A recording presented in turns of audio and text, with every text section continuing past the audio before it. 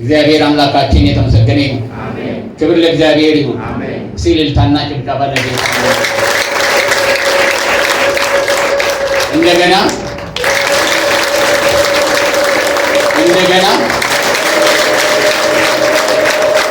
ከዚህ በኋላ አላስቀበጭባችሁም። የእግዚአብሔርን ቃል በጸጥታና በእርጋታ የምንማርበት ጊዜ ይሆናል። እግዚአብሔር ይህንን ጊዜ ስለሰጠን ክብር ለእግዚአብሔር ይሁን። ዛሬ አንድ መሰረታዊ ጉዳይ ላይ መጽሐፍ ቅዱስ ምን ይላል የሚለውን ትምህርት እሰጣቸዋለሁ። ቤተ ክርስቲያናችን ዋና አገልግሎቷ ማስተማር ነው። ምክንያቱም የኢየሱስ ክርስቶስ አገልግሎት ካገለገላቸው አገልግሎቶች ውስጥ 85% በላይ የማስተማር አገልግሎት ነው። በኢየሱስ ክርስቶስ እግር ስር ሆነው የተማሩ ደቀ መዛሙርት ወንጌልን ለእኛ አድርሰውናል። እነሱም ደግሞ በእግዚአብሔር ቃልና በጸሎት በመትጋታቸው ምክንያት ጥቂት ሆነው ወንጌል ዛሬ ወደኛ ሊደርስ ይችላል። ያንን የኢየሱስ ክርስቶስን አገልግሎትና ፈለግ በመከተል ቤተክርስቲያናችን የንጉሳዊ ቤተክርስቲያን መጽሐፍ ቅዱስ ላይ መሰረት በማድረግ ታስተምራለች። የምናስተምረውም ሆነ የምንሰብከው ከእግዚአብሔር ቃል ነው። መመሪያችን የእግዚአብሔር ቃል ነው። መተዳደሪያ ደንባችን የእግዚአብሔር ቃል ነው። እንግዲህ ወደዚህ ቤተክርስቲያን በአንድም ሆነ በሌላ በአባልነትም ሆነ በእንግድነት የምትመጡ ሰዎች ይህንን መሰረታዊ ነገራችንን በደንብ እንድታውቁ እፈልጋለሁ። አንዳንድ ጊዜ እዚህ ማስታወቂያ ሲነገር ያው ትሰማላችሁ። ፎርም ሞልቶ አባል የሆኑ በመካከላችን አሉ። አባልነት የእግዚአብሔርን ቃል በቤተ ክርስቲያን አስተምሮ በመቀበልና በማመን ነው እንጂ የጽሁፍ ጉዳይ ስላይደለም። ምክንያቱም አስተምሮ አንድነት የመንፈስ አንድነትን ያመጣል። የመንፈስ አንድነት ያላቸው አገልጋዮችና ቤተ ክርስቲያን ደግሞ የእግዚአብሔርን ስራ የስብከትና የጸሎትን አገልግሎት በተገቢው መንገድ ስለምትፈጽም ማለት ነው። ስለዚህ አንዳንድ ጊዜ መጽሐፍ ቅዱስን መጽሐፍ በመጽሐፍ ምዕራፍ በምዕራፍና ቃል በቃል እናስተምራለን። አንዳንዴም ደግሞ በርዕስ ጉዳዮችን በተለይ ወቅታዊ ጉዳዮች በሆኑ ጉዳዮች ላይ ወይንም መሰረታዊ ወቅታችሁ ብቻ ሳይሆን ክርስቲያን ሊያውቅ የሚገባው ጉዳይ ላይ መጽሐፍ ቅዱስ ምን ይላል የሚለው ትምህርት በተገቢው መንገድ እንድትማሩ እንድታድጉ ስለምንፈልግ ይህንን እናደርጋለን። ክብር ለእግዚአብሔር ይሁን። የዛሬው ርዕሴ ከማቴዎስ ወንጌል ምዕራፍ 7 ከቁጥር 15 እስከ 20 ድረስ ካለው ክፍል የተወሰደ ነውና ያንን ክፍል አብረን እናነባለን። ቆመን እናንብብ። መጽሐፍ ቅዱስ ያላችሁ ይዛችሁ ትቆማላችሁ። ሌሎቻችሁም ለእግዚአብሔር ቃል ክብር እንቆማለን። መቆማችን ለቃሉ ያለንን አክብሮትና ለእግዚአብሔር ቃል ያለንን አክብሮት የምናሳይበት መንገድ ነው።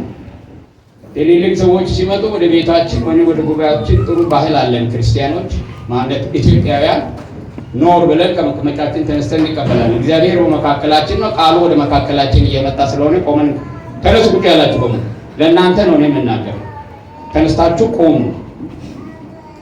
በሽተኞች ያልሆናችሁ መቀመጥ የማትችሉ ወይም ልጆች የያዛችሁ ካልሆነ በስተቀር ሁላችሁም እግሮቻችሁ እንድትቆሙ ላሳስባችሁ ፈልጋለሁ። እኔ ገና እዚህ 40-50 ደቂቃ ቆማለሁ። እናንተ አሁን ቆማችሁ ተመልሳችሁ ለመቀመጥ ከደከማችሁ በተለይም ወጣቶች ሆናችሁ ምን ሊባል ይችላል? ቆመን የእግዚአብሔር ቃል እንሰማለን። በጌታ በኢየሱስ ክርስቶስ ስም አነባለሁ። እኔ የበግ ለምድ ለብሰው ከሚመጡባችሁ ከቁጥር 15 ጀምሮ ነው የማነበው። የበግ ለምድ ለብሰው ከሚመጡባችሁ በውስጣቸው ግን ነጣቂ ተኩላዎች ከሆኑ ከሐሰተኞች ነቢያት ተጠንቀቁ። ከፍሬያቸው ታውቋቸዋላችሁ። ከእሾህ ወይን ከኩርንችትም በለስ ይለቀማልን? እንግዲህ መልካም ዛፍ ሁሉ መልካም ፍሬ ያደርጋል፣ ክፉም ዛፍ ክፉ ፍሬ ያደርጋል። መልካም ዛፍ ክፉ ፍሬ ማፍራት ወይም ክፉ ዛፍ መልካም ፍሬ ማፍራት አይቻለውም። መልካም ፍሬ የሚያደርግ ዛፍ ሁሉ መልካም ፍሬ የማያደርግ ዛፍ ሁሉ ይቆረጣል፣ ወደ እሳትም ይጣላል። ስለዚህም ከፍሬያቸው ታውቋቸዋላችሁ። እንጸልያለን ቆመን። አቤቱ አምላካችን ጌታ ኢየሱስ ክርስቶስ የቤተ ክርስቲያን ራስ ይህን ቃል ለደቀ መዛሙርቶች ገና ከጀምሩ በአገልግሎቴ አሳስበሃል፣ አስጠንቅቀሃል። ምን ያህል ይህ ጉዳይ አስቸጋሪ፣ አሳሳቢ ያንተን ተልእኮና አገልግሎት ሰዎችን የማዳን ስራህን ከንቱ የሚያደርግ በመሆኑ ምክንያት ደቀ መዛሙርቶች አንተን የሚያምኑ አንተን የሚከተሉ ከእንደዚህ አይነት አደገኛ አንተ እንደገለጥካቸው ነጣቂ ተኩላዎች ከሆኑ እንዲጠበቁ እንዳስተማርክ ዛሬም በምድር ላይ እነዚህ ነጣቂ ተኩላዎች አሉ። አቤቱ ሕዝብህን ከነዚህ ነጣቂ ተኩላዎች አንተ ታደግ። ሕዝብህ ደግሞ ነጣቂ ተኩላ ማን እንደሆነ ለይቶ አውቀው በሕይወት መኖርና ፍሬያማ እንዲሆን እንደ ደቀ መዛሙርት በጌታ በኢየሱስ ክርስቶስ ስም እንድትረዳን እንጸልያለን። በዚህ በአጭር ጊዜ ደግሞ የነዚህ ነጣቂ ተኩላዎችና ሐሰተኞች ማንነት በጋል ገልጠን ስንማር መንፈስህ እውነተኛ ቃልህን በእያንዳንዳችን ሕይወት ውስጥ ይትከል በጌታ በኢየሱስ ክርስቶስ ስም። ተቀመጡ። እግዚአብሔር ይባርካችሁ። ርዕሴ ሐሰተኛ ስለ ሐሰተኛ ነቢያት ሐዋርያትና አስተማሪዎች በቃሉ የተሰጠውን ማስጠንቀቂያዎች የተረዳህ ደቀ መዝሙር ሁን የሚል። ደቀ መዝሙር ለመሆን ብዙ የምንማራቸው ትምህርቶች አሉ። ደቀ መዝሙር ማለት የጌታ የኢየሱስ ክርስቶስን ሕይወት ኑሮና አገልግሎት አምኖ ተቀብሎ የሚከተልና የሚኖር ማለት ነው። የጌታ የኢየሱስ ክርስቶስ ደቀ መዝሙር የጌታ የኢየሱስ ክርስቶስን ሕይወት፣ አገልግሎት፣ ትምህርት፣ ኑሮ ከእግዚአብሔር ቃል በመማር በሕይወቱ በመተግበር ኢየሱስን በመምሰል ዕለት በዕለት የሚኖር ሰው የጌታ የኢየሱስ ክርስቶስ ደቀ መዝሙር ይባላል። ኢየሱስ ክርስቶስ ደቀ መዛሙርቶችን በሚያስከትልበት ጊዜ በርካታ ርዕሶችን አንስቶ ወደፊት ኢየሱስ ክርስቶስ አገልግሎቱ ጨርሶ ከሄደ በኋላ ለምትተከለው ቤተክርስቲያንም አስተማሪና ሐዋርያት ሆኖ እንዲያስተምሩ እንዲሁም ዕለት በዕለት ያንን በመኖር ከሌሎቹ ተለይቶ ብርሃን እንዲሆኑ በርካታ ርዕሶችና ጉዳዮች ላይ አስተምሯቸዋል።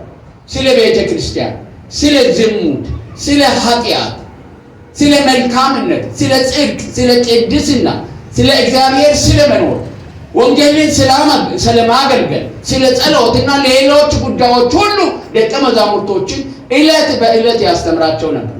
ካስተማራቸው ትምህርቶች ውስጥ አንዱ ደግሞ አሁን በዚህ ስፍራ ላይ እንደተመለከትነው እነዚህ ሐሰተኞች ራሳቸውን እንዲጠብቁ ጭምር ነው ያስተማራቸው።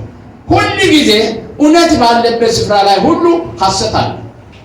ሁሌ እውነተኛ የእግዚአብሔር ሥራ በሚሰራበት ቦታ ላይ እውነተኛ የእግዚአብሔር ዘርና በሚዘራበት ቦታ ላይ ሁሉ እንክርዳድና ሐሰተኛ ትምህርት አለ።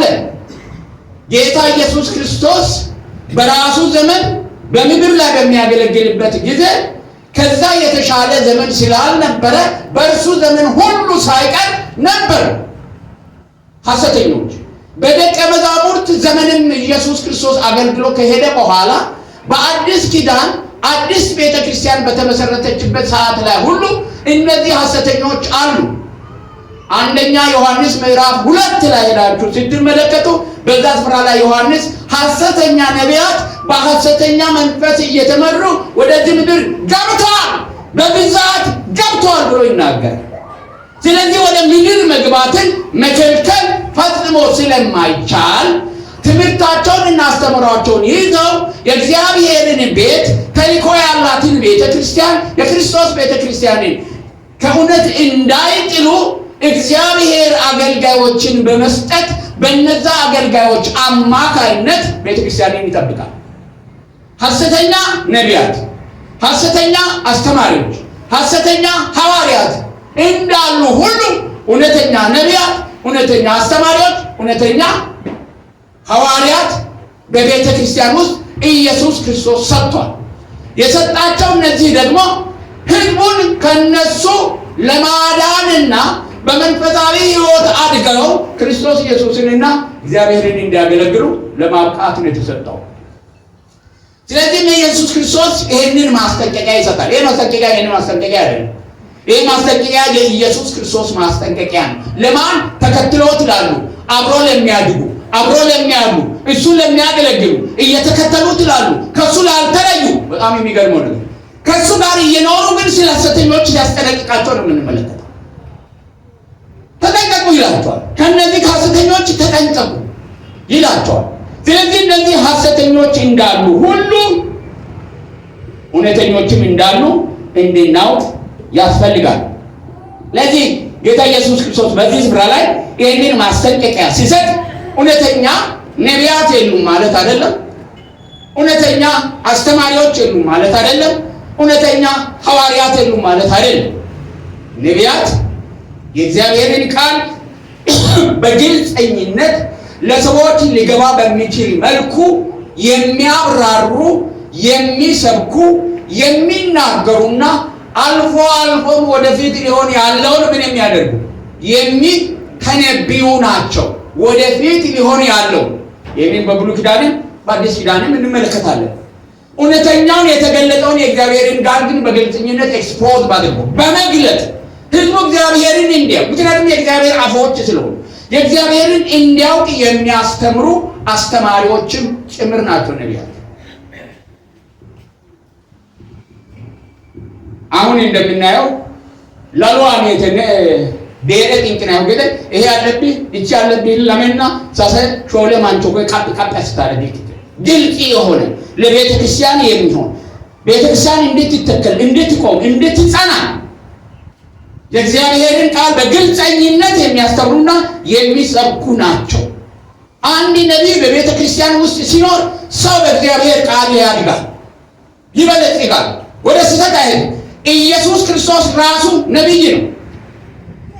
መጽሐፍ ቅዱሳችን እንደሱ ብሎ ነው የሚናገረው። ይሄንን ማስጠንቀቂያ የሰጠው ኢየሱስ ክርስቶስ ራሱ ነቢይ ነው።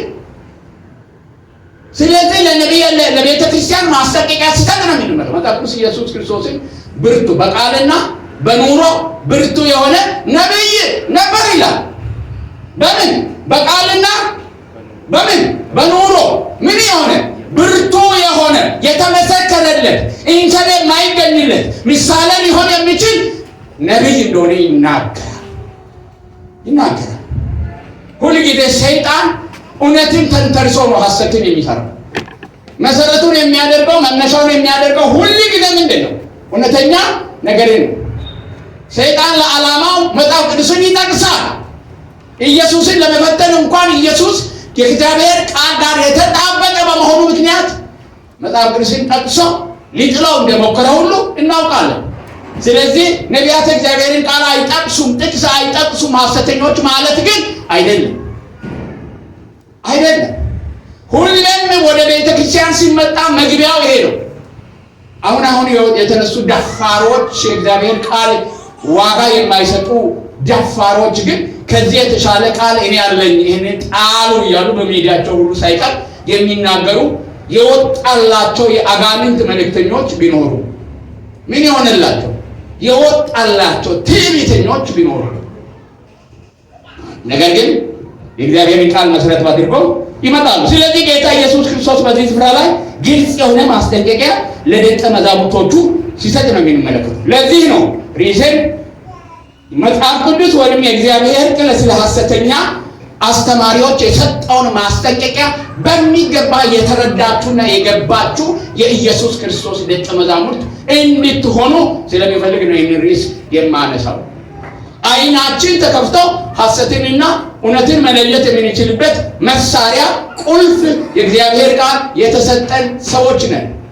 ግራ የተጋባን ክርስቲያኖች አይደለም። ብርሃን የበራልን መንፈስ ቅዱስ በውስጣችን ያለ ሐሰትንና እውነትን መለየት የምንችል ነን። የዳንን ሰዎች ሁሉ በእውቀት ደረጃ ልንለያይ እንችል ይሆናል እንጂ መንፈስ ቅዱስን በመቀበል ደረጃ ሁላችንም እኩል ነን። እግዚአብሔር የተመሰገነ ነው። የተቀበልነው መንፈስ ደግሞ እግዚአብሔር ቃልን የደረሰ የሰጠን መንፈስ ነው። ክብር ለእግዚአብሔር ይሁን። ስለዚህ ይሄንን ኢየሱስ ክርስቶስ ደቀ መዛሙርቶቹን ሲያስጠነቅቃቸው ነው የምንለው። እንዲሁም መልካም ዛፍ ሁሉ ይላል። ስለዚህ በምን ታውቋቸዋላችሁ? እንዴት ነው የምናውቀው እነሱን? በጣም ችግር የሆነው ነገር ይሄ ነው። ሐሰተኞች እነማን ናቸው? ጤነኞችስ እነማን ናቸው? ትክክለኛ እውነተኞችስ እነማን ናቸው? በምንድን ነው የምንለየው? የብዙዎቻችሁ ጥያቄ ይመስለኛል። የላችሁም ጥያቄ ይሄ ጥያቄ እናንተ በቃ የገባችሁ ናችሁ።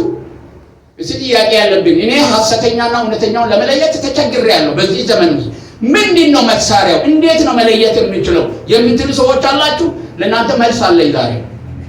መልስ አለኝ ዛሬ። ይሄንን መልስ ደግሞ ከመጽሐፍ ቅዱስ ነው። እዚህ ላይ ጌታ ኢየሱስ ክርስቶስ ደቀ መዛሙርቶችን በሐሰተኛ ነቢያት እንዳይስቱና የስህተታቸው ማራገፊያ እንዳይሆኑ ያስጠነቅቃቸዋል። ነቢያት ከእግዚአብሔር ተልከው ቃሉን የሚያስተምሩ የሚያስጠነቅቁ ወደፊት ሊሆን ያለውን የሚናገሩ እንደመሆናቸው ሐሰተኛ ነቢያት ሐሰተኛ አስተማሪዎችም ናቸው። ሁለት ነገር ነው የሚሰሩት። ስለዚህ ጌታችን ኢየሱስ ክርስቶስ ከእግዚአብሔር አብ የተላከ እውነተኛ ሐዋርያና ነቢይ። እነዚህ ሶስቱም ጌታ ኢየሱስ ክርስቶስ ለቤተ ክርስቲያን የሰጠው አገልግሎቶች በመጀመሪያ ደረጃ በማን ውስጥ የነበሩ ናቸው? በጌታ በኢየሱስ ክርስቶስ የተገለጡ ናቸው። ኢየሱስ ምንድን ነው? ሐዋርያ ነው። ኢየሱስ ምንድን ነው? ነቢይ ነው። ኢየሱስ ምንድን ነው? አስተማሪ ነው። ኢየሱስ ምንድን ነው? ወንጌላዊ ነው። ኢየሱስ ክርስቶስ መጋቢ ነው። ክብር ለእግዚአብሔር ይሁን። እነዚህ አገልግሎቶች በሙሉ በማን ውስጥ ነው ያሉት? በኢየሱስ ክርስቶስ ውስጥ ናቸው። ኢየሱስ አገልግሎቱን ፈጽሞ ሲሄድ እነዚህን አገልግሎቶች አንዱን ሐዋርያ፣ አንዱን ነቢይ፣ አንዱን አስተማሪ፣ አንዱን ወንጌል ሰባኪ፣ አንዱን ደግሞ መጋቢ በማድረግ ለቤተ ክርስቲያን ሰጠ፣ አካፈለ። እሱ እንደዚህ አገልግሎቱ በምድር ላይ ነው የቀረው። ክብር ለእግዚአብሔር ይሁን። አሜን። እውነተኛ ቤተ ክርስቲያን የክርስቶስን መልክ በቤተ ክርስቲያን ውስጥ ለማሳየት ብትፈልግ እነዚህ አምስት ስጦታዎችን በተገቢው መንገድ በቦታ መጠቀም መቻል አለበት። ነቢይን እንደ አንቴና መዘቃፍ ላይ ብታወጣና አስተማሪን ብትተው ቤተ ክርስቲያን የክርስቶስ መልክ አይኖራትም። ሐዋርያውን ጫፍ ላይ አውጥተህ ወንጌላዊውን መሬት ላይ ብታደርግ ቤተ ክርስቲያን ክርስቶስን የምትመስል ልትሆን አትችልም። ክርስቶስን ቤተ ክርስቲያን ልትመስል የምትችለው ሐዋርያ በቦታው፣ ወንጌላዊ በቦታው፣ መጋቢ በቦታው፣ አስተማሪ በቦታው፣ አምስቱም ስጦታዎች በተገቢው መንገድ ያለ ምንም አድለው ማጋነንና ማዋረድ ወይም ዝቅ ማማለል ማድረግ ስናገለግል ኢየሱስ ክርስቶስ በዙፋኑ ላይ ይታያል። ክብር ለእግዚአብሔር ይሁን። ምክንያቱም ይሄን ወደ ላይ ወጣ፣ ምርኮን ማረከ፣ ለቤተ ክርስቲያን ስጦታዎችን ሰጠ ይላል። ሃሌሉያ። እኔው አስተማሪ፣ እኔው ሰባኪ፣ እኔው ወንጌላዊ፣ እኔው ነቢይ፣ እኔው ሁሉ በሁሉ የሆነ ሰው በምድር ላይ ፈጽሞ የለም፣ ኢየሱስ ብቻ ነው። አንድ ሰው ቤተ ክርስቲያንን እንዲህ ተሸክሞ እሱ ከሌለ ሞትና በቃን የምንል ከሆነ ያ ቤተ ክርስቲያን የኢየሱስ ክርስቶስ ቤተ ክርስቲያን አይደለች። ያ ቤተ ክርስቲያን የግለሰቦች ቤተ ክርስቲያን ናት። በብዙ ቤተ ክርስቲያኖች ቤተ ክርስቲያን በሰው ሲጠራ ነው የምትመለከተው። የአብይ ቤተ ክርስቲያን፣ የከበደ ቤተ ክርስቲያን፣ የአበበ ቤተ ክርስቲያን፣ አዎ የክርስቶስ ግን ልትሆን አትችልም። እዛ ቤተ ክርስቲያን ውስጥ ብትገቡ እግዚአብሔር የሰጠው አገልጋይ ምናልባትም እግዚአብሔር ያንን ሕዝብ ሊታደግ ወንጌላዊ ቢያስነሳ፣ ነቢይ ቢያስነሳ፣ አስተማሪ ቢያስነሳ እንደ ዝንጀሮ ኮርማ ገና ለገና ጸጋው ሲገለጥ ሲያይ የሄድና ጨፍልቆ ይገላል። ሐሰተኛ መሆኑን በዛ ምታው። እውነተኛ አገልጋዮች አገልጋዮችን ያሳድጋሉ። ሐሰተኛ አገልጋዮች ግን አገልጋዮችን ምን ያደርጋሉ? ይገላሉ። ስለዚህ ኢየሱስ ክርስቶስ ምንድነው? አምስቱም ስጦታዎች በሕይወቱና በአገልግሎቱ የተገለጠበት እውነተኛ ወንጌላዊ፣ እውነተኛ አስተማሪ፣ እውነተኛ መጋቢ፣ ሐዋርያ። ስለዚህ እውነተኛ ስጦታ ክርስቶስ ኢየሱስ የሰጠን ወንጌላዊ ብንሆን ኢየሱስን እንከተል በአገልግሎታችን ወንጌልን እሱ እንደሰበከ፣ አስተማሪ ብንሆን ኢየሱስ ክርስቶስን እንከተል እሱ እንዳስተማረ፣ ሐዋርያ ብንሆን እንምራ እሱ እንዳስተማረ፣ መጋቢም ቢሆን እንመግብ የእግዚአብሔርን ቃል ክርስቶስ እንደመገበው ሐዋርያትን። ያን ስናደርግ የኢየሱስ ክርስቶስ ተከታዮች መሆናችን በተገቢ ይገለጣል። እኛም ፍሬያማ ልንሆን እንችላለን። ስለዚህ ኢየሱስ ክርስቶስ በሰጠው ማስጠንቀቂያ እነዚህ ሲያስጠነቅቃቸው እንመለከታለን።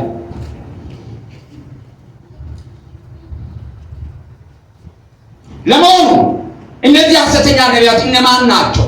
ሐሰተኛ ነቢያት ብቻ አይደሉም። ሐሰተኛ አስተማሪዎችም አሉ፣ ሐሰተኛ ሰባኪዎችም አሉ። በአብዛኛው በነቢያት ስለሚገለጥ ምክንያት ነቢያት አስተማሪዎችም ሰባኪዎችም ስለሆኑ እነማን ናቸው? በምንድን ነው የምናውቀው? ሐሰተኛ አስተማሪዎችና ነቢያት ሁለት አይነት ናቸው። ዛሬ በደንብ እነግራለሁ። ሁለት አይነት ሐሰተኞች አሉ። የመጀመሪያዎቹ ኢየሱስ ክርስቶስ ወደ መንጋው ያልጠራቸው ያላካቸው ራሳቸውን የላኩ ወይንም ወዳጆቻቸው የሾሟቸው ናቸው። እነዚህ ሐሰተኞች ናቸው። ማን ያላካቸው? ክርስቶስ ያላካቸው። ወደ ላይ ወጣ፣ ምርኮን ማረከ፣ ለቤተ ክርስቲያን ስጦታን ሰጠ። ወደ ቤተ ክርስቲያን አገልጋይን የሚልክ ማን ነው? የመንጋው ባለቤት ማን ነው? እግዚአብሔር ነው። ኢየሱስ ክርስቶስ ነው። እሱ ያላካቸው ለጥቅማቸው፣ ለስማቸው፣ ለክብራቸው ወይንም አንዳንድ የዋሆች ኢየሱስ ክርስቶስንና እግዚአብሔርን ብቻ ስለወደዱ ፍቅርን ጥሪ አድርጎ ስለሚያዩ ገብቷቸዋል። ጌታን መውደዳቸው በውስጣቸው ሲያቃጥላቸው እግዚአብሔር እንደጠራቸው ተሰምቷቸው ሳይላኩ ሳይጠሩ ወደ መንጋው ወደ አገልግሎት የገቡ በየጎዳው የፈሉ እነዚህ ሐሰተኞች ናቸው። መጽሐፍ ቅዱሳችን እንደሱ ነው የሚለው። ያልተጠሩ በራሳቸው ወይም በተከታዮቻቸው የተሾሙ ናቸው። እነዚህ አስተማሪዎች፣ ነቢያት አስተማሪዎች ወይም አስተምራቸው ወይም ትምህርታቸው ትክክል ቢሆን እንኳን እነሱ ግን በጌታ በኢየሱስ ክርስቶስ ያልተመረጡና ያልተላኩ በመሆናቸው ራሳቸውን በመላካቸው ሐሰተኞች ናቸው። በጣም በርካታ ራሳቸውን የሾሙ ሰዎች አታውቋቸው? አስከፍታለሁ። ኦልሞስት በከተማ ውስጥ አብዛኞቹ ራሳቸውን ነቢይ ያደረጉ፣ ራሳቸውን ሐዋርያ ያደረጉ፣ ራሳቸውን አስተማሪ ያደረጉ፣ ሌሎች ቤተ ክርስቲያንና ቀድሞ የነበሩ አገልጋዮች እውቅና ሰጥተው እጅ ጭነው እግዚአብሔር በዚህ ጸጋ አገልግል ብሎ ጠርቶሃል ብሎ እጅ መጫን ያልተደረገላቸው በራሳቸው የሹመት ልክ እንደ ጀነራል እና እንደ ኮሎኔል ጥሪዎችን ተቀብለው ለራሳቸው የሾሙ ናቸው። አብዛኞቹ ፕራክቲካሊ በዚህ ከተማ ውስጥ በየጓዳው የሚርመሰመሱ ከዚህ ከመንገድ በላይ ከዚህ ከሲዳማ ክልል የሚመጡ ከዛ ከመንገድ በታች ደግሞ ከወላይታና ከሀዲያ የሚመጡ ጓዳ እንደ ፍልፈልና እንደ አይጥ በምዕመናን ጓዳ ለጓዳ የሚሄዱ አደባባይ የማይወጡ የእግዚአብሔርን ቃል ሰምተው የማያድጉ ወይንም የእግዚአብሔርን ቃል ቁጭ ብለው ለመስማት ፍላጎትና ፍቃድ የሌላቸው ወይንም እየሰሙም የማያድጉ ግራ የተጋቡ ሴቶችን ድልድይ አድርገው ወደ እያንዳንዱ ቤት የሚገቡ ሐሰተኞች ናቸው። እግዚአብሔር እነሱን አልጠራቸውም። እግዚአብሔር ያልጠራውን ወደ ቤትሽ የምትጠሪ መከራና ችግር ትዳርሽን አደጋ ላይ የምትጥይ የሐሰተኞች እንጀራ መሆንሽን ማወቅ መቻል አለ። የሐሰተኞች እንጀራ መሆናችሁን ማወቅ መቻል አለ። ኪሴ እንጀራ ውርጎ ዳቦ ብሎ የሚኖሩ ሐሰተኞች ናቸው። እነዚህ ሐሰተኞች እውነት ምን ይሁን ሐሰት ምን ይሁን ብሎ የማይመረምሩ ለመመርመርም የማይፈልጉ የዋሆችን በእግዚአብሔር ስም በእግዚአብሔር ቃል ስም የሚያታልሉና የሚያጭበረብሩ ናቸው። የደቡብ ኢትዮጵያ ሕዝብ ከሰሜኑ ጋር ሲነጣጠር ተጠራጣሪ አይደለም ነው እንዴ? ይሆን የሚል አይደለም። የቤሪያ ሰዎች የሰሜን ሰዎች ነው። ሰሜን ላይ ያሉ የምትነግረውን ነገር እንደ ውሃ አይጠጣልህም ነው። ትክክል ነው። በምን ማረጋገጫ እንዴት የሚል ጥያቄ ይጠይቃል። ደቡቤዎች ግን የዋሆች ናቸው። እንደ መሬታቸው መሬቱ ልክ የተዘራውን ሁሉ እንደሚሰጥ የሰውም ልብ የመጣውን ሁሉ ምን የሚያደርግ ዳቡሹ የሚቀበል። ስለዚህ ላይ ተፈለፉለት አንድ ሰው አታገኙም። ሰሜን ላይ ሄዳችሁ ሐሰተኛ ነው እንጀራ የሚሰጠው የለማ ወተት አያጠጣው። ምንድን ነው የምታስተምረው? እግዚአብሔር ቃል ነው አይደለም ብሎ ይጠይቋል። በዛ ላይ በዚህ የዋህነት ላይ ደግሞ እውቀትና ትምህርት ሳይኖር ሲቀር የባሰ ነው። ብዙ ሰዎች አቃተዋል። እዚህ ቤተክርስቲያን መሆናችሁ ሌላ ቦታ ላይ ችግር ሲገጥማችሁ አንደኛ የእግዚአብሔር ልጆች እንደመሆናችሁ የእግዚአብሔር ጋር በቀጥታ ከእግዚአብሔር ጋር የመገናኘት ስልጣን እንዳላችሁ እንኳን ስለማታውቁ ችግር ቢገጥማችሁ ወደ ጌታ መጸለይ አትችሉ። ስለዚህ ሌላ ሰው ድጋፍ ነው የምትፈልጉት። ራሳችን የእግዚአብሔር ልጆች እንደመሆናችን መጠን ከእግዚአብሔር ጋር የመገናኘት ስልጣን አለን። በልጅነት ማንም ከማን አይበልጥም። ኢየሱስ ክርስቶስን ላመኑት ሁሉ የእግዚአብሔር ልጆች የሆኑ ዘንድ ምን አደረገ? ስልጣንን ሰጣቸው። ለማን? ላመኑት ሁሉ ምን እንዲሆኑ? የእግዚአብሔር ልጆች እንዲሆኑ ስልጣን ተሰጥቶታል። የእግዚአብሔር ልጅ ከሆንኩ ደግሞ አባቴን የማነጋገር ስልጣን አለ። እግዚአብሔር የተመሰገነ ይሁን። ስልጣን ነው። ለምን? አባቴ ስለሆነ። በጸሎት እንዲህ ብላችሁ ጸልዩ አለ ኢየሱስ። አባታችን ሆይ። በጣም የሚገርም እኮ ለደቀ መዛሙርቱ ነው ያላችሁ። ምን ብላችሁ? አባታችን ሆይ በሰማይ የምትኖር ብላችሁ ኮሚኒኬት አድርጉት። ራሳችሁ ሰው ይጸልይላችሁ አላለ። ሰው ይጸልይላችሁ የሚል መጽሐፍ ቅዱስ ውስጥ የትኛውም ስፍራ ላይ የለም። ይልቁንም እርስ በርሳችሁ አንዳችሁ ለሌላ ጸልዩ ነው የሚለው መጽሐፍ ቅዱስ። የማትጸልዩለት ሰው ሊጸልይላችሁ ፈጽሞ አይገባም። ምክንያቱም ምን ስለሚል እርስ በርሳችሁ አንዳችሁ ለሌላችሁ ይጸልዩ። በጸሎት ጉዳይ ላይ ለሽማግሌዎች ነው ለብቻ ስልጣን የተሰጠው። የታመመ ሰው ቢኖር የቤተ ክርስቲያን ሽማግሌዎችን ይጥራ፣ ዘይት ቀብቶ ይጸልዩለት፣ ኃጢአቱም ይቅር ይባልለታል። የታመመ እንደሆነ ምን ይሆናል? ይፈወሳል። ታሰው ከፖዚሽን ጋር ከቢሮ ጋር የተሰጠ ስልጣን ነው። ስለዚህ እነዚህ ሐሰት ነቢያት መጀመሪያ እናንተንና እግዚአብሔርን ለይተው ጠበቃ ነው የሚሆኑት በእግዚአብሔርና በእናንተ መካከል። ያንተ ጉዳይ በእኔ ጸሎት ይፈታል፣ እኔ እጸልይልሃለሁ። እግዚአብሔር ካንተ ይልቅ ማን እኔን ይሰማል። ስለዚህ አንተ ከእግዚአብሔር እየሸሸህ ከእግዚአብሔር እየራቅ እግዚአብሔርን ማናገር አቅቶ የሚገቡልህን መካከለኛ ሰዎች ትፈልጋለህ። ይሄ አደገኛ ነው። ይሄ የአጋንንት ስራ ነው። ይሄ የሰይጣን ስራ ነው። ይህንን ያደርጋሉ። በዚህ ብዙዎችን አስጥለዋል ሐሰተኞች። ስለዚህ እነዚህ ከጌታ ከኢየሱስ ክርስቶስ ያልተላኩት ሰዎች አንደኛ በዚሁ ታውቋቸዋላችሁ፣ አልተላኩም። አንድ ሰው ሲላክ በመጀመሪያ ደረጃ ማረጋገጫ የሚሰጠው እግዚአብሔር ለሱ ነው።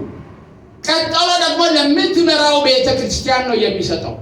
ቤተ ክርስቲያን የመለየት ስልጣን አላት፣ የመሾም ስልጣን አላት፣ የመላክ ስልጣን አላት።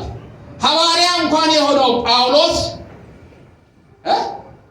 በሚያገለግልበት ጊዜ ሐዋርያ ስራ ላይ በሚያገለግሉበት ጊዜ እግዚአብሔር አስቀድሞ እየጠራው ሐዋርያ ያደረገው ከኢየሱስ ክርስቶስ ጋር ምን የሆነ ፊት ለፊት የተገናኘ አብሮት እንደሚቆም የተናገረው ሰው ሳይቀር በቤተ ክርስቲያን ተሰብስበው በሚጸልዩበት ጊዜ መንፈስ ቅዱስ ማናት ጳውሎስንና ሲላስን ለጠራዋቸው ስራ ምን አድርጉልኝ? ለዩልኝ። እናንተ ግዙፉን ጳውሎስ፣ እናንተ ግን ለአገልግሎት ምን አድርጉ? ለዩልኝ። ቤተ ክርስቲያንን ከዛ በኋላ ዝም ብላ ሂድ አላለችው። ተመልሳ ጾማ ጸልያ እጇን ጭና አሜን ሸኘችው። ከዛ በኋላ ኢየሱስ ሐዋርያ ጳውሎስ በገባበት ገደል ሁሉ በወጣበት ተራራ ሁሉ እግዚአብሔር ከእርሱ ጋር ቆሞ አገልግሎቱን ለመፈጸም ምክንያት ሆነዋል። የምትልክ ቤተ ክርስቲያን ናት። ይሄን በደንብ ከዛ ውጪ ሮጦ ከቤተ ክርስቲያን አፈንግጦ የሚሮጥ አለለ ሁሉ እግዚአብሔር ከእርሱ ጋር ነው ብላችሁ ፈጽሞ አትመኑ። ደካማ ብትሆን ቤተ ክርስቲያን፣ አቅም የሌላት ብትሆን ቤተ ክርስቲያን፣ ያልተማሩ ሽማግሌዎች የሚመራት ብትሆን ቤተ ክርስቲያን፣ እግዚአብሔር የሰጣቸው ግን ስልጣን አለ ከሁሉ በላይ። ክብር ለእግዚአብሔር። ስለዚህ ያልተላኩት እነማን ናቸው? ሐሰተኞች ናቸው። ያልተላኩ ሐሰተኞች ናቸው።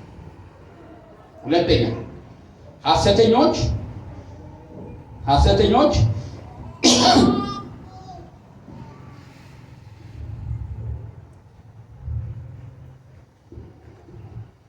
ሁለተኛ ነቢያትና አስተማሪዎች ሐሰተኛ ነቢያትና አስተማሪዎች ከእግዚአብሔር ቃል የሚቃረን ከኢየሱስ ትምህርት የራቀና ለበጎ የማይሆን የስህተት ትምህርት የሚያስተምሩ ናቸው።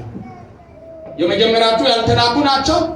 እነዚህ ደግሞ ከኢየሱስ ከመጽሐፍ ቅዱስ እውነት የራቀ ለሐሰተኞች በጣም ትልቁ እንቅፋት ምን እንደሆነ ታውቃላችሁ? እግዚአብሔር ቃል። ሰዎች የእግዚአብሔር ቃል እንዲያውቁ ፈጽሞ አይፈልጉም። ስለዚህ የሚያስተምሩት ትምህርት በነፃነት እንደፈለጉ መናገር ይፈልጋሉ። ስለዚህ ትምህርታቸው ከመጽሐፍ ቅዱስ ያፈነገጠ፣ ከኢየሱስ ክርስቶስ ትምህርት የራቀ፣ የሐዋርያትን ፈልጎ የማይከተል ግለኝነትና እኔነት የሞላበት ትምህርት የሚያስተምሩ ናቸው እነዚህ ሐሰተኞች። ሁለተኞቹ ሐሰተኞች በትምህርታቸው ነው የምታውቋቸው። መጽሐፍ ቅዱስና የእግዚአብሔርን ቃል የሚቃረን በርካታ ትምህርቶችና በርካታ ልምምዶች አሏቸው።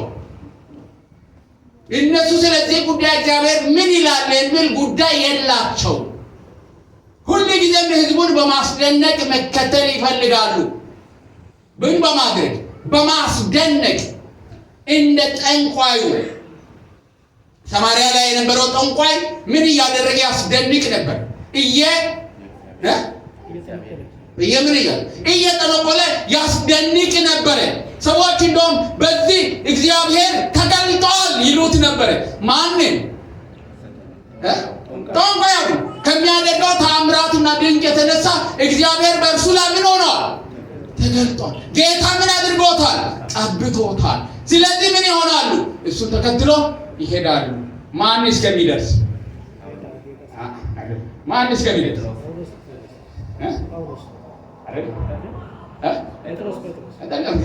ከኢየሩሳሌም እየሸሸ ሄዶ ማን? ፊልጶስ እስከሚደርስ ድረስ ወደ ሰማርያ ፊልጶስ እስከሚደርስ ድረስ አምላክና የአምላክ መልእክተኛ ለፊልጶስ ለሰማርያውያን ማን ነበር? ስምዖን ጠንቋዩ ነበር። ያስደንቅ ነበር።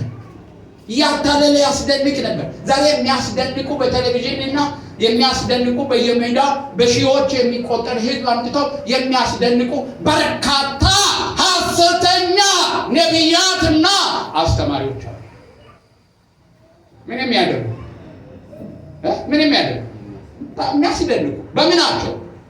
በተአምርና በድንቃቸው በሚያሳዩት፣ በንግግራቸው፣ በችሎታቸው፣ በብልጠታቸው የሚያስደንቁ ሰፊ ህዝብ የሚከተላቸው ዛሬም አሉ።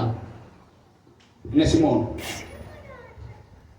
ሐሰትን የሚያስተምሩ እነዚህ ሰዎች የምትለዩት በእግዚአብሔር ቃል ብቻ ነው።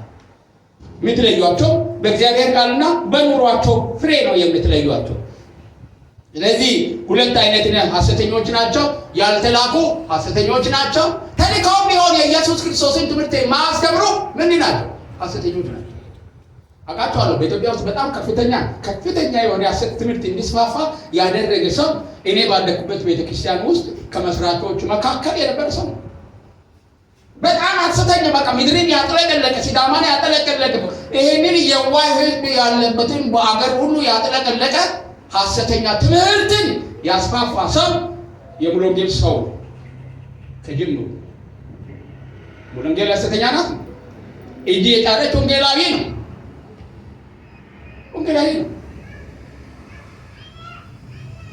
ሞታ መስለኛ ታቆር ነው ኦንሊ ጂሰስ የሚባል ትምህርት ያስተማረ እኮ ከትክክለኛ ቤተክርስቲያን የወጣ ሰው እኮ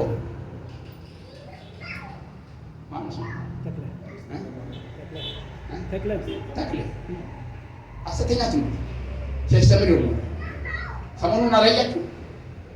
ይሄንን ሁሉ ህዝብ ያለ ጌታ እኮ ከነሱ ጋር ነው። ታዲያ ምን ሰራደ ይላል እግዚአብሔር ቃል። ዓለማውያን ቢሰበሰቡ እኮ ከኛ እጥፍና ሚሊዮን ጊዜ ይበልጣሉ። ልክ ናቸው ማለት ነው። የህዝብ ቁጥር እውነተኝነትን ማሳያ አይደለም። የተከታይ ቁጥር እውነተኝነትን ማሳያ አይደለም።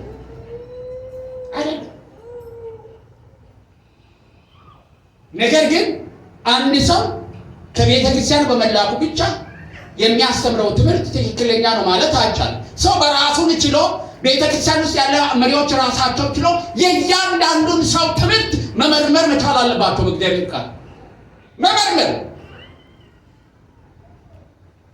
መመርመር እግዚአብሔር የሰጠን ስልጣን ነው። እኛ ክርስቲያኖች ስለ ጸጋ ስጦታ በሚናገረው ክፍል ላይ፣ ስለ ትንቢት በሚናገረው ክፍል ላይ 2 እና 3 ሆነው ሰዎቹ ምን ያድርጉ? ይናገሩ። ሌሎቹ ግን ምን ያድርጓቸው? ይመርምሯቸው፣ ይፈትሻሉ። እውነተኛ ከሆነ ይቀበላሉ፣ ሐሰተኛ ከሆነ ገለባ ነው ከወረቀት ጋር አውጥተው ይጥላሉ። ሌሎች ሰዎችን መክረው ስርዓት ያስይዛሉ።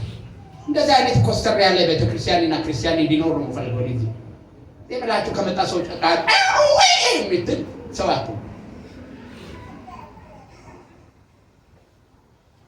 ራሴን ችለን ገና ወጣቶች ናቸው። ስንት ዘመን ይጠብቃቸዋል ከፊት ለፊት። ከዚሁ የእግዚአብሔርን ቃል እየበላ እየተተከልክ ካላደግክ በስተቀር ሐሰት እየጠነከረ እየበዛ የማጥፋት ስራ እየጠነከረ እየበዛ ይሄዳል። እግዚአብሔር ቃል እንደሚናገር በመጨረሻው ዘመን ሐሰተኞች ከሚያደርጉት ተአምራት የተነሳ የሚያምኑትን ሁሉ የሚመሩትን ሁሉ እስከሚያስቱ ድረስ ተአምራትና ድንቅን ያደርጋል። ተአምራትና ድንቅን የምትከተሉ ሰዎች አደጋ ውስጥ ናቸው። እግዚአብሔር ተአምራት ያደርጋል፣ ሰይጣን ተአምራት ያደርጋል። ሰው ራሱ ተአምራት ያደርጋል። ሳይኮሎጂካሊ ሰዎችን ማኒፑሌት በማድረግ ሃይፕ በማድረግ ሰው አብሮ በመቆጣጠር ሃይፕ ታባላት መወስወስ።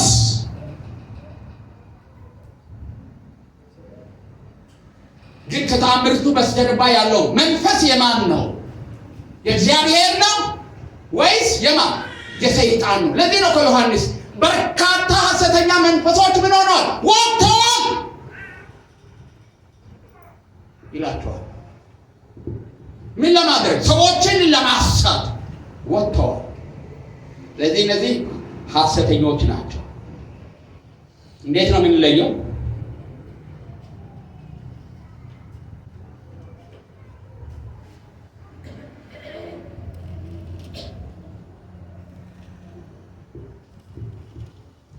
የኢየሱስ ማስጠንቀቂያ አስፈላጊነት ለራሳችን ካልተጠነቀቅን፣ ንቁ ካልሆንን አቀራረባቸውና በአስመሳይነታቸው እጅግ ወደር የሌላቸው ስለሆኑ የበግ ለምድ ለብሰው እንደሚመጡ ተኩላዎች እና ነቢያትና አስተማሪዎች መስሎ ስለሚቀርቡ በቀላሉ ተቀባይነት አግኝቶ የማጥፋት ስራቸውን ስለሚሰሩ ነው።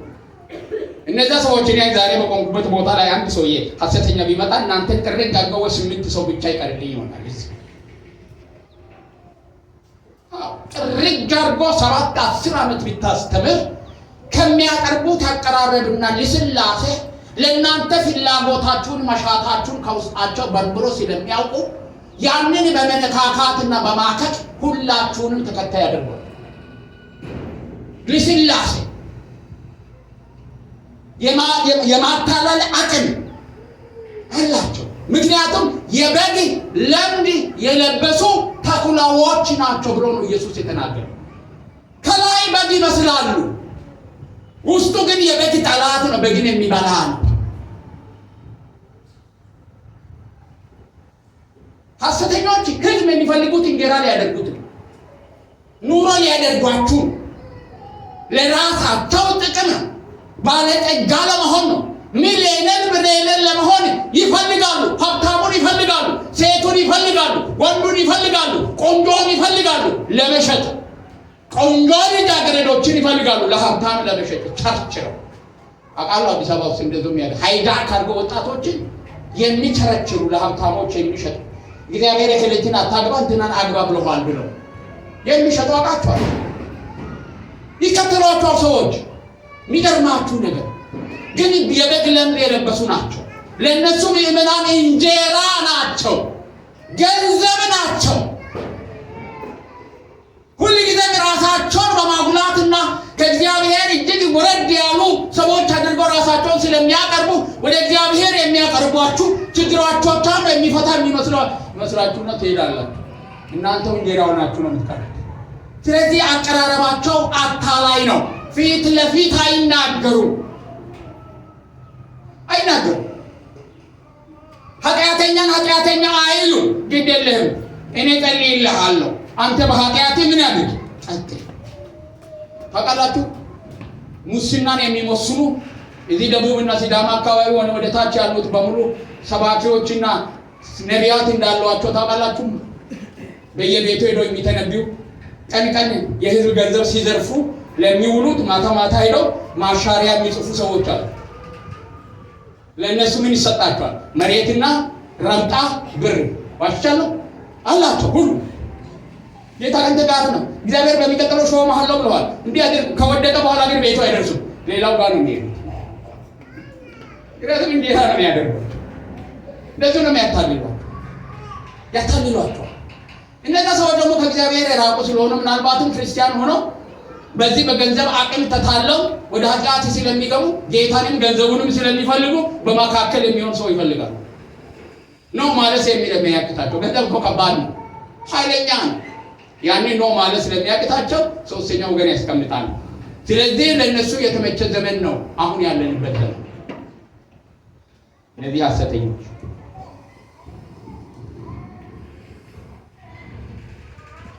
ሐዋርያ ጳውሎስ ምን ይላቸዋል መሰላችሁ? በዓላማቸው መንጋውን በስህተት ትምህርታቸው ነፍሳቸውን ከእውነት በማስጣት ከእግዚአብሔር እና ከእርስ በርሳቸው ማለያየት ነው። ሐዋርያ ሥራ ዮሐንስ ምዕራፍ 10 ቁጥር 12 ላይ እነዚህን ታገኛላችሁ። ሐዋርያ ጳውሎስ እነዚህን ጨካኝ ተኩላዎችና ሆድ አምላካቸው ብሎ ይጠራቸዋል። ሐዋርያ ሥራ ምዕራፍ 20 ላይ ጨካኞች ናቸው፣ ምሕረት የላቸውም ለምእመናን። ሆዳቸው ነው አምላካቸው፣ አምላክ የላቸውም። አምላክ ብሎ የሚጠሩት የነሱ እግዚአብሔር ሆድና ኪሳቸው ነው። ኪሳቸው በሞላበት ነው የሚሄዱት። ሂሳብ ሰርቶ ነው አገልግሎት የሚያገለግሉት። ብር የት ጋር ነው ማገኘው ብሎ ነው የሚያገለግሉት። የተሻለ ነገር የት አገኛለሁ ብሎ ነው የሚሮጡት። ምናልባት ጸጋ ያላቸው፣ ምናልባት ድምጽ ያላቸው፣ ምናልባት ሰባኪና ምእመን ይሰበስቡላችሁ ብላችሁ ብትጠሩ አንዳንድ ጊዜ ጊታራቸውን እዚህ አስቀምጠው እዛ ቦታ ሲያገለግሉ ታገኟቸው ትችላላችሁ አይደል? የኛ መሪዎች ይሄንን እውነት ታውቃላችሁ። ዚያር ሄሬቲክ ሐሰተኞች ናቸው። ለእግዚአብሔር ቃል አይደለም የወጡት፣ ለገንዘብ ነው የወጡት። ገንዘብ አምላካቸው ነው። ካሰጣችሁ ደግሞ ያስፈራሯቸዋል። የእነሱ አምላክ ጦርና ጩቤ ይዞ የእነሱ ጠላት ለመውጋት የወጣ ነው። ምን ይዞ ጦር፣ ምን ይዞ ጩቤ። እሱን ካንዶር ምን ያደርጋል? አምላኬ ይወጋሃል። በኢየሱስም ራሱ ተወጋ ይሁን ብለው ይወጋል። የሚወጋ አምላክ የለንም እኛ፣ የሚምር እንጂ ይቅር የሚል እንጂ። ለነሱ ኢየሱስ ክርስቶስና እግዚአብሔር ወታደር ነው፣ አጃቢ። ሲነኩ ምን የሚሆን ዞር ብሎ የሚወጋ። ይሄ የጠንቋይ የሟርተኛ ግልባጭ።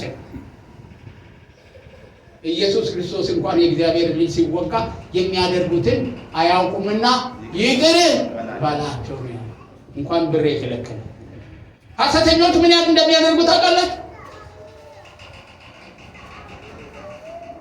እኔ ጸልዬልህ ልጅ ወልደሽ፣ እኔ ጸልዬልህ ትምህርት ተሳክቶልኝ፣ እኔ ጸልዬልህ አድርገህ ለእኔ ገንዘብ ሳትሰጪ ያኮርፏቸው።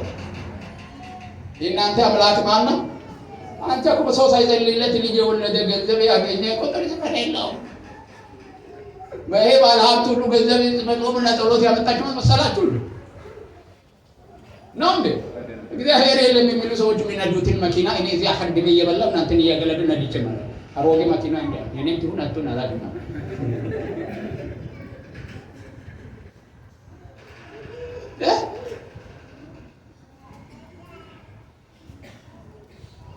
ሐሰተኞች ህዝባችንን በዘበዙ፣ ህዝባችንን አጎሳቆሉት። ነፃ ታወጣላችሁ አታወጡም? እግዚአብሔር እናንተን ከነዚህ ሐሰተኞች ነፃ እንድትወጡ ብቻ ሳይሆን እንድታወጡ ጭምር ነው የጠራችሁ። ምላሳቸው በጣም ጣፋጭ ነው። ከዚህ የተነሳ እነሱ በደረሱበት ስፍራ ላይ ሁሉ ይደርስ። አንድ ጊዜ አንድ ሰው ሐሰተኛ ነው በጣም በኢትዮጵያ ውስጥ ነው፣ በእናንተ አካባቢ የታወቀ ነውና ሚኒባስ ውስጥ ይሄዳል። ከዚህ ቅርብ ጊዜ ነውና ሚኒባስ ውስጥ ይሄድና አንዱን ነብይ የሚባል ነው ሚኒባስ ውስጥ ያለው፣ ሌላው እዛ ጋር አንድ እንትን አለ ደላላ። እና እሱ ምን ያደርጋል መሰላችሁ? ያኛው ደላላውን እኔ ልካሃለሁ ይለዋል። እናንተና ቀበሌ ጋር ሄደህ ይሄንን መጫኛ ምን አድርግልኝ፣ አንድ ቡና ስር ምን አድርግ ቅበርልኝ። ምን ነው የሚቀበው? መጫኛ ቅበርልኝ። ከዛም በኋላ በገንዘብ ይደራደሩና ያ እንትን ማን ነው ረዳት ይሄድና ያቺን ቦታ የሰፈራቸውን ቀበር አድርጎ ይመጣል። ከሳምንት በኋላ ለካ እሱ እዛ ቦታ ላይ ምን ሆኗል? ኮንፍራንስ ተጠርቶ ይሄ የሚያስቀብረው ምን የሚያስቀብር መጫኛ የሚያስቀብር ገና እዛ ጋር እንደገባ እዛ ጋር ሲባ ሃሌሉያ ለመጀመሪያ እግዚአብሔርን ምድር ምን ሊያደርግ ነው? ነፃ ሊያወጣ እኔን አምጥቷል። ኑ ተከተሉኛል። የት ነው ተከትሎ የሚሄዱ? እዛ ዕቃ የተቀበረበት መጫኛ የተቀበረበት ቡና ጋር ቆፍሯል። አስቆፍሮ መጫኛውን አወጣ። ከዛ በኋላ ሁሉ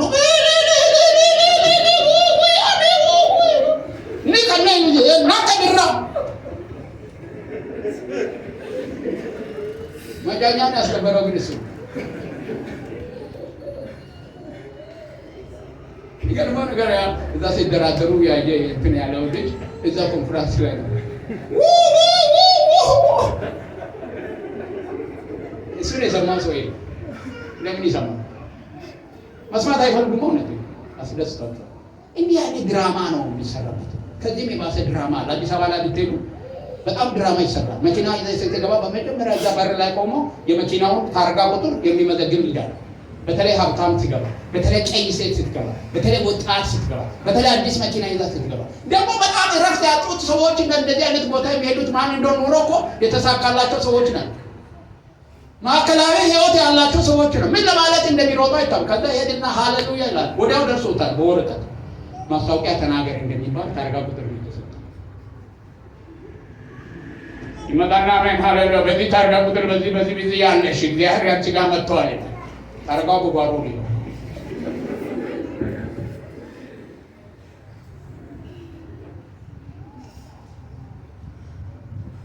እዚህ አካባቢ ማማምን ለሚሄድ ስለሆነ ምን ችግር አለ? የፈለገው እንድታረጉ ትችላላችሁ። እዚህ አካባቢ የፈለገው እንድታረጉ ትችላላችሁ። እነዚህ የሚሰሩ ናቸው ሐሰተኞች።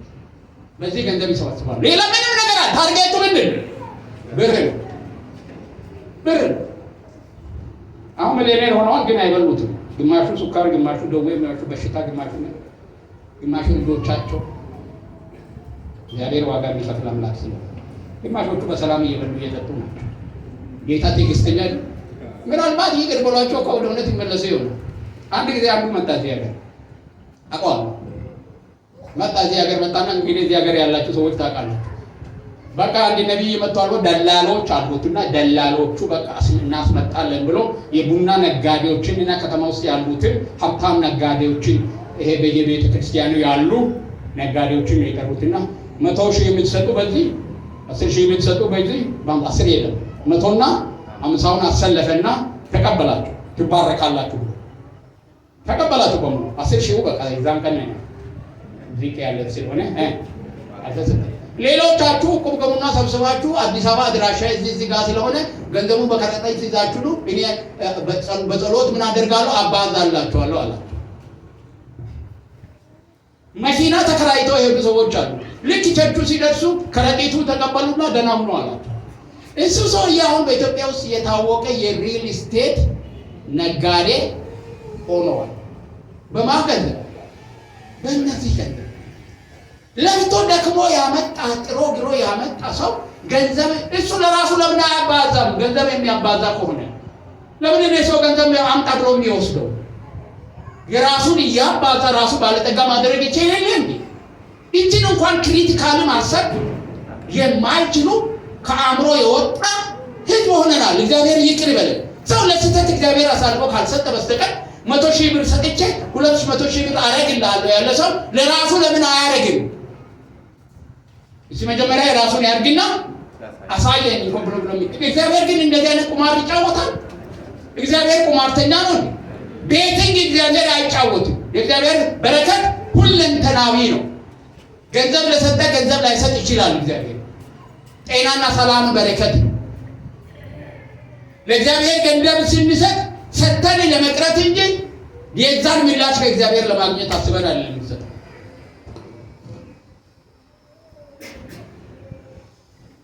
ቶሎ ደርሳለሁ።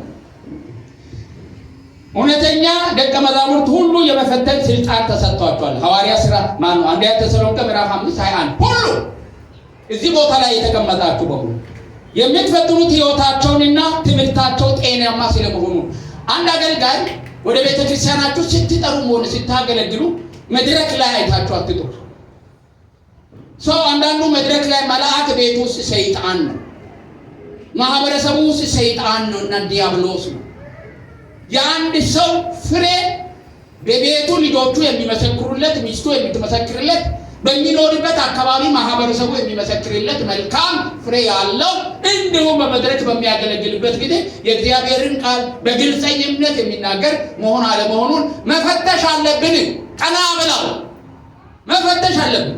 ይሄ አንዱ ነው። ህይወታቸውን አይተን ትምህርታቸውን አይተን እንፈትሻቸዋለን። በምን? በእግዚአብሔር ቃል።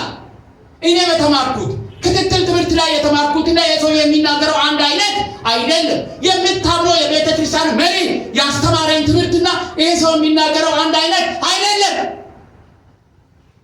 እኔን አምናችሁ ወደዚህ ቤተ ክርስቲያን ከሆነ የኔን ትምህርት ተቀበሉ። አለበለዚያ ወደምትቀበሉት ሰው ጋር ሄዱ። ትምህርት ሳትቀበሉና በአንድ ሰው ስር ሆናችሁ ሳታድጉ ማደግ አትችሉ። ለምንድን ነው የሜዳ ሰው የምትሆኑ? እዚህ ሜዳ ላይ የሚተኙ ህፃናት ልጆች አሉ። የማንም አይደሉም፣ ማንንም አይመስሉ። ተተክሎ ለመኖር ዛፍ በአንድ ቦታ ላይ መተከል አለበት። ስሩን ምን ማድረግ አለ? መላክ አለበት። ወይ በመካነ ኢየሱስ ወይ ቃለ ሕይወት ወይ ሙሉ ወንጌል ወይ ንጉሥ ቤተክርስቲያን ወደ ስር ማደግና መተከል መቻል አለበት። በዛ ቤተክርስቲያን አስተምሩና ትምህርት ለዛ ቤተክርስቲያን አስተምሩና ትምህርት ታማኝ ሆናችሁ ለዛች ቤተክርስቲያን አገልጋይ ታማኝ ሆናችሁ ማደግ መቻል አለባችሁ። ስለዚህ ቢያንስ መጽሐፍ ቅዱስን በአግባቡ ባትማሩ እንኳን በመድረክ በቤተክርስቲያናቸው የሚሰበከው የእግዚአብሔርን ቃል ሰውየው ከሚያደርገው ነገር ጋር መፈተሽ መቻል አለባችሁ። ይሄ አንዱ ነው። ትፈትሻለህ። በእግዚአብሔር ቃል በኑሮ መልካምነቱ ይታያል። ይሄ አንዱ ነው መፈተሻ። ሌላው የእግዚአብሔር መንፈስ በውስጣችን አለ። ክብር ለእግዚአብሔር ይሁን። እያንዳንዳችን የዳንን ቀን ምን ተቀብለን? የእግዚአብሔርን መንፈስ ተቀብለን። እግዚአብሔር በእኛ ውስጥ አለ። አሜን። ማን አለ? የእግዚአብሔር መንፈስ በእኛ ውስጥ አለ። ያ በዛ መንፈስ ደግሞ ለእኛ መንፈስ ይመሰክርልናል። እውነተኛና ሐሰተኛው መንፈሳችሁ ውስጥ የጎረበጣችሁ ነገር ካለ እንዳትቀበሉ። ምንም ይሁን ምን ወደ ውስጥ የመስማት መንፈስ ቅዱስን የመስማት ልምምድ ይኑረን። ብዙዎቻችን ከውጭ ለመስማት እንጂ ውስጥ ያለውን መንፈስ ቅዱስን ምን አድርገናል? ረስተናል፣ ትተናል። ወደ ውስጥ የእግዚአብሔርን መንፈስ አናዳምጥም። ዮሐንስ ምንድን ነው ያለው? የተቀበልነው ቅባት በእኛ ላይ አለ፣ ማንም ሊያስተምራችሁ አይገባም። ሐሰተኞችን የምትለዩበት ቅባት በእናንተ ውስጥ አለ። መንፈስ ቅዱስ በእናንተ ውስጥ አለ። ምናልባት እንደው ይሄ ሰውዬ አይደለም እኔ አልተመቸኝም፣ ይሄ ሰው ይሄ የሚያደርገው ነገር ለእኔ አልተመቸኝም የሚል መንፈስ በውስጣችሁ ካለ አልተመቸሽም፣ አቁም፣ ያን ሰው አትስሙ። መንፈስ ቅዱስ ከዛ በኋላ በውስጣችሁ ሆኖ መምራት ይጀምራል። መንፈስ ቅዱስን ቸል ካላችሁ መንፈሱም እናንተን ቸል ይላል።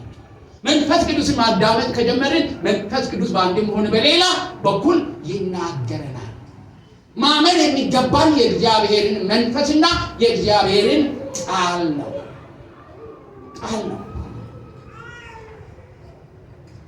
ስለዚህ በዚህ በመመርመር እነዚህን ሐሰተኞች መለየት እንችላለን። ሌላው የአገልግሎታቸውን ፍሬ ማየት። እነሱን የሚከተሉ ሰዎች ምን ይመስላል? እነሱ ያሳደጓቸው ሰዎች ምን? ሐሰተኞች ጋር ያደጉ ሰዎች አሮጋንት ናቸው። ምን ማለት መሰላችሁ? የማይታዘዙ አመፀኞች፣ እውነተኝነት በውስጣቸው የሌለባቸው፣ እንደ ሰውየው እኔ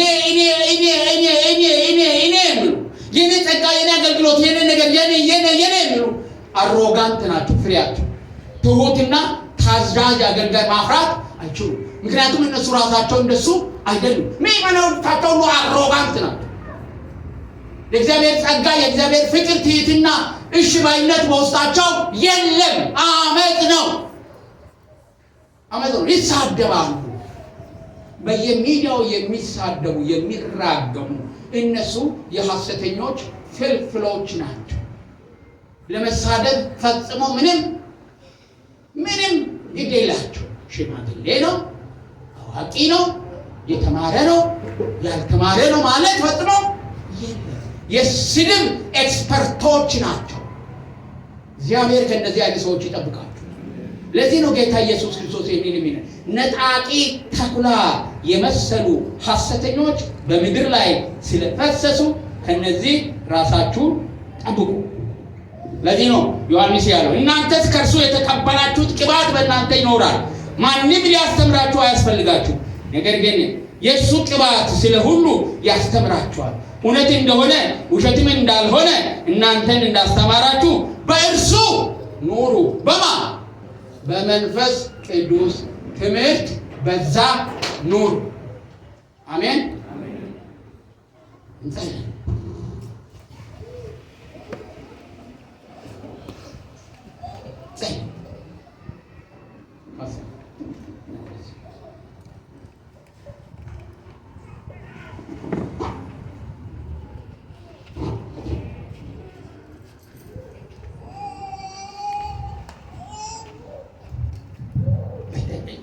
እንጸልያለን። እግዚአብሔር ሆይ ስለተናገረን ጌታ